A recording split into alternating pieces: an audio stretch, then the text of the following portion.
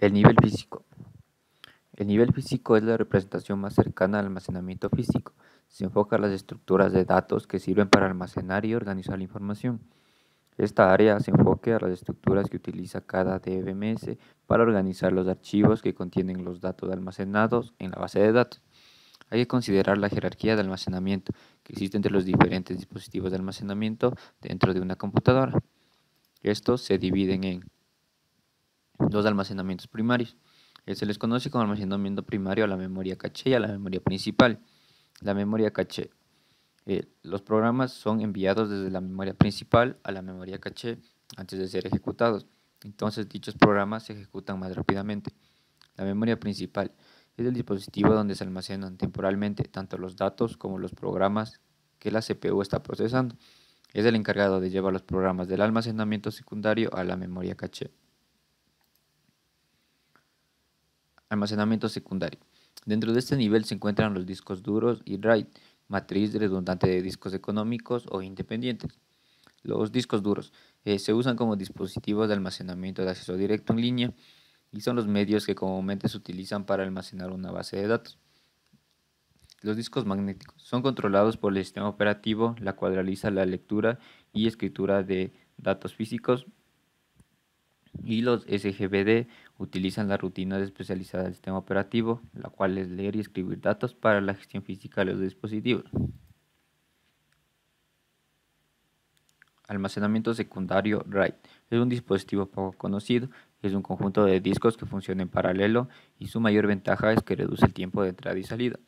La corrección de errores se controla mediante ciertas fórmulas y algoritmos matemáticos. Los discos utilizados en RAID pueden ser grandes o pequeños dependiendo de la aplicación de la base de datos. Almacenamiento terciario. Los dispositivos considerados dentro del almacenamiento terciario se crearon para transportar una gran cantidad de datos, a diferencia de los dispositivos anteriormente mencionados. Son en gran escala de menor costo.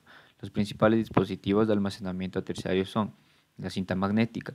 El almacenamiento en cinta es secuencial. De estas características se desprende su utilidad, que es de respaldar información contenida en discos duros.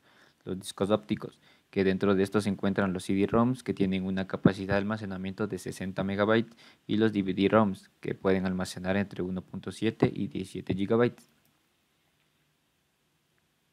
Y podemos ver como resumen la estructura de los dispositivos de almacenamiento, que muestra la relación entre cada uno de los dispositivos de almacenamiento y el nivel que pertenece a cada uno de estos.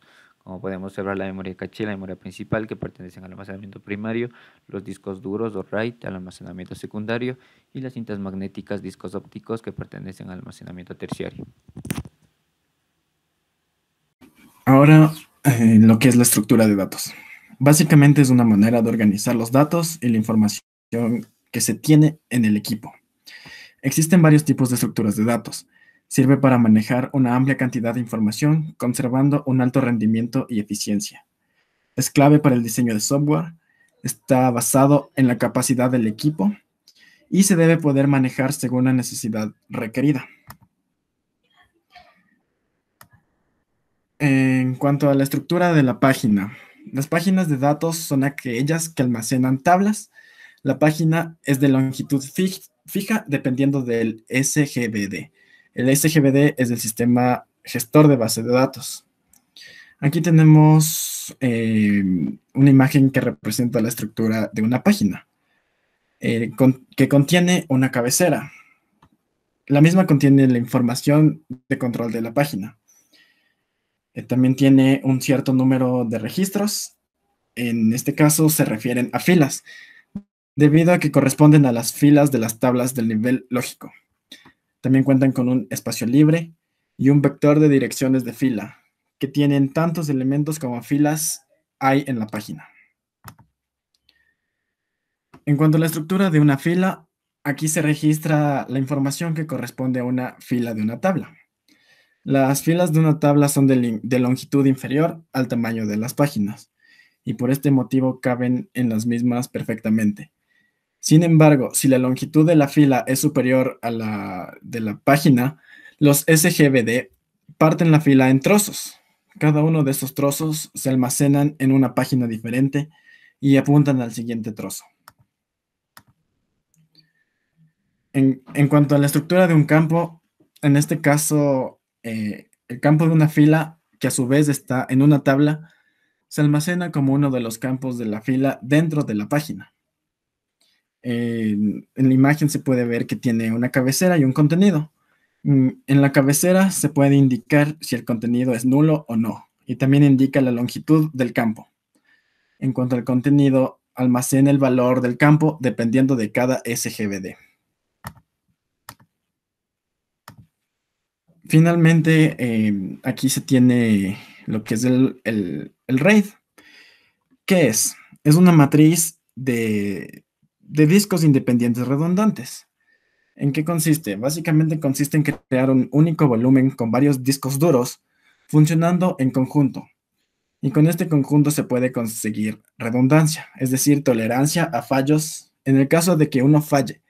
Esto se lo conoce como disk mirroring o mayor velocidad. En este caso, la mayor velocidad se lo conoce como disk stripping. Esto en cuanto a su funcionalidad. Ahora, existen varios tipos de RAID. Aquí se les va a exponer los más conocidos o los más usados. El RAID 0. La información se va escribiendo en dos discos de manera alterna. Lo mismo, es decir, lo mismo en los dos, por lo que el ancho de banda es literalmente el doble y por eso se mejora notablemente el rendimiento. Por lo mismo, si fallara alguno de los dos discos duros, la información de los dos se perdería. Otro tipo de RAID es el RAID 1. En este caso, los datos se escriben en los dos discos de manera simultánea. Como había dicho, el mirroring. Si se daña uno de los dos discos, no pasaría nada, ya que los datos estarían todavía en el otro. En este caso, la desventaja es que no existe aumento de rendimiento. En cuanto al RAID 5, permite tener casi cualquier número de discos duros en el RAID, con un mínimo de 3, y solo uno de estos discos duros es utilizado como backup, permitiendo el aumento de rendimiento. La desventaja es que si se dañan los dos discos duros simultáneamente, se perderían algunos datos. También a veces se combinan los distintos tipos de RAID. Uno de los más usados es el RAID 1 más 0, en el que consiste en hacer primero dos RAID 1 y luego un RAID 0, entrelazados entre ellos, teniendo así un total de 4 discos duros con 2 discos de tolerancia a fallos, uno por cada RAID 1, y en RAID 0 para una mayor velocidad.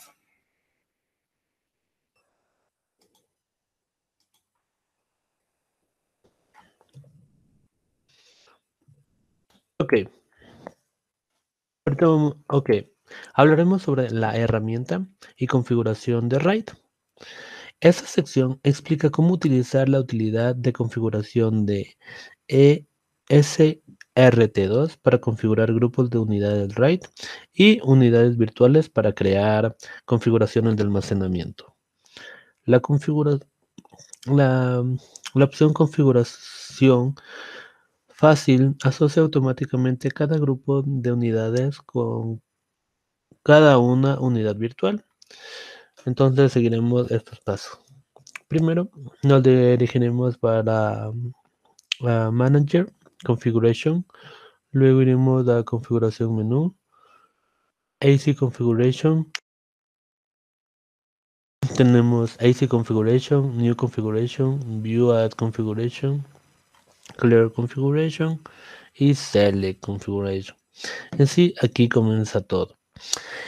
AC Configuration asocia automáticamente cada grupo de unidades con una unidad virtual. New Configuration borra la configuración existente y le permite crear una configuración. View Add Configuration conserva la configuración de almacenamiento existente y le agrega nuevas unidades. Esta opción no causa ninguna pérdida de datos. Clear Configuration borra la configuración existente. Como una nota adicional, hay que tener muy en cuenta que si elige borrar la configuración existente o crear una nueva configuración, el sistema elimina todos los datos existentes en la configuración. Por eso es muy recomendable de realizar una copia de seguridad de datos que desee conservar antes de elegir cualquiera de esas opciones. Ok, ahora vamos a explicar cómo fuera la configuración de AC Configuration. De AC New Configuration View Clear Configuration iría algo similar a lo siguiente. Primero entramos de ahí, pulsamos Enter y nos aparecerá la siguiente como está en la siguiente pantalla, que es la configuración sencilla, menú de selección de matriz. Bueno, aquí presionamos la barra espaciadora para seleccionar una unidad y agregar al grupo de unidades. Esto podemos repetir las unidades que sean necesarias para el grupo. Presionamos F10 para continuar con la configuración y luego le saltará un cuadro de si es que desea, le damos sí. Si desea realizar cambios, sí. Luego de eso nos aparecerá un cuadro que es de selección de grupo de almacenamiento. Presionamos barra espaciadora para seleccionar el grupo de unidad. Luego presionamos F10 para continuar con la configuración. Y nos saldrá el siguiente cuadro, que es el cuadro de diálogo parámetro de unidad virtual. Ok, aquí podemos cambiar las opciones de la unidad virtual de los valores predeterminados que aparecen en la pantalla según sean necesarios. Utilizamos las teclas del cursor para navegar entre los parámetros de la unidad virtual y presionamos Enter para seleccionar la opción que deseamos. Bueno, a continuación les voy a explicar eh, que ofrecen brevemente las unidades virtuales. Tenemos lo que viene siendo el nivel RAID. El nivel RAID tiene el menú desplegable, enumera los posibles niveles de RAID para la unidad virtual. En algunos casos solo está disponible un RAID según el número de unidades de grupo de unidades. Tenemos lo que es el tamaño. Esta configuración especifica la capacidad de la unidad virtual. También tenemos la política del caché de escritura en disco. Cuando el caché de escritura en disco está en una transición de escritura, se considera completa cuando todos los datos se han escrito en memoria caché del disco. Cuando la caché de escritura del disco está apagada, la transición de escritura se completa solo cuando los datos se han escrito en el disco.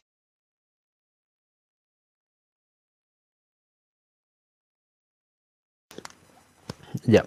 También tenemos la política de escritura anticipada. Cuando el disco read at head está en on, los datos adicionales se leen secuencialmente ante los datos que realmente se solicitan. Y estos datos adicionales se almacenan en una memoria caché. Si luego se solicitan los datos adicionales de lectura anticipada, se pueden leer más rápido desde el caché que desde el disco directamente. Accept seleccionamos esta opción para aceptar los parámetros de la unidad virtual. Y Span, elija si desea abarcar grupos de unidades. Esta configuración solo está disponible para grupos de RAID 10. Listo. Eso sería todo.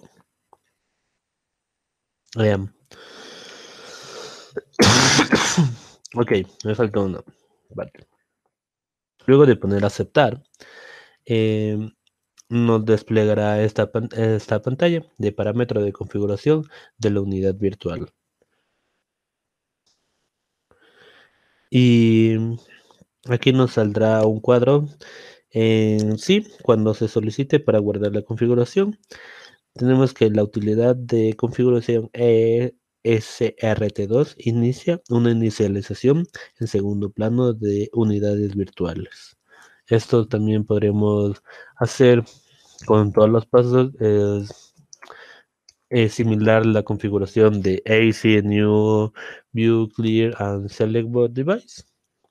Eso sería todo de configuración de lo que viene siendo RAID. Muchas gracias.